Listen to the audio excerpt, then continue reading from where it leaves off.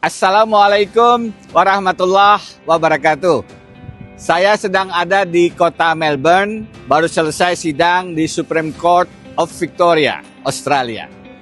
Hari ini saya akan memberikan sedikit komentar atas berjalannya proses pemeriksaan Roy Suryo sebagai tersangka di Kepolisian Republik Indonesia. Akhirnya saya memutuskan untuk menjadi bagian kuasa hukum dalam kasus tersebut. Bukan hanya saya meyakini ada indikasi kriminalisasi dalam penanganan kasus itu, tetapi yang jauh lebih penting adalah bagaimana kita kemudian melihat kasus ini secara lebih substantif. Ini bukan hanya persoalan pidana, sebagaimana pasal-pasal yang dituduhkan. Lebih mendasar dari itu, ini adalah persoalan konstitusionalitas, bagaimana penegakan hukum harus merdeka dari berbagai kepentingan termasuk intervensi kekuasaan. Di negara sebagaimana Australia, alhamdulillah saya punya izin praktek bukan hanya di Indonesia tapi di Australia, sehingga bisa membandingkan penegakan hukum di dua negara.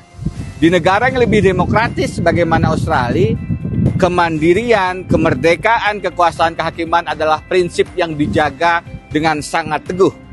Di negara yang lebih tidak demokratis, sebagaimana negara Konoha misalnya, persoalan kemandirian dan kemerdekaan kekuasaan kehakiman ini adalah hal yang sekarang sangat banyak dilanggar.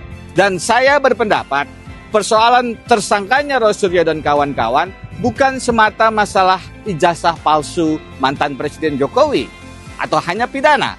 Lebih mendasar dari itu adalah isu konstitusionalitas yang harus sama-sama kita hormati jika ingin menjadi bangsa yang besar. Saya memutuskan menjadi kuasa hukum karena ingin menegaskan tidak boleh ada penggunaan kekuasaan yang kemudian membungkam sikap kritis dari orang-orang bahkan jika berhadapan dengan mantan presiden sekalipun. Karena itu, saya memutuskan untuk menambah perspektif hukum tata negara, bidang yang saya geluti, politik hukum, bagaimana kemudian relasi kekuasaan dengan hukum, tanpa kemudian mengenyampingkan isu-isu hukum pidananya. Tata negara dan politik penegakan hukum adalah perspektif yang harus diletakkan sebagai pondasi dasar pada saat kita melihat dan menganalisis masalah ini.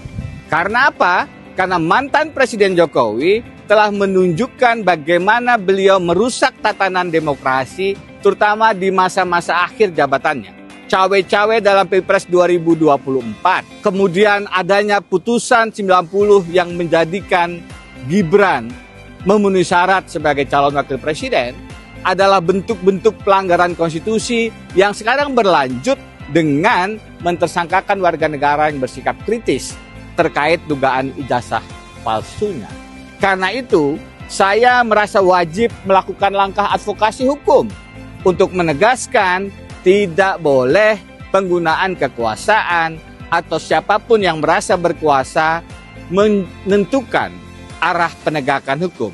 Terlebih hukum pidana, hukum yang bisa membuat orang dipenjarakan, hukum yang bisa membatasi hak asasi manusia. Dalam konteks itu, penggunaan hukum pidana adalah alat intimidasi yang harus dilawan. Tidak boleh siapapun, termasuk mantan presiden sekalipun, melaporkan orang yang ingin membuka kebenaran dokumen publik, dalam hal ini ijazahnya, kepada khalayak. Justru seharusnya yang sudah lama kita tunggu-tunggu, mantan Presiden Jokowi harusnya dengan gentleman menunjukkan keaslian ijazahnya. Jadi, saya minta maaf, belum bisa mendampingi dalam pemeriksaan Roy Suryo dan kawan-kawan di kepolisian hari ini, karena bersamaan dengan sidang di Melbourne, Australia.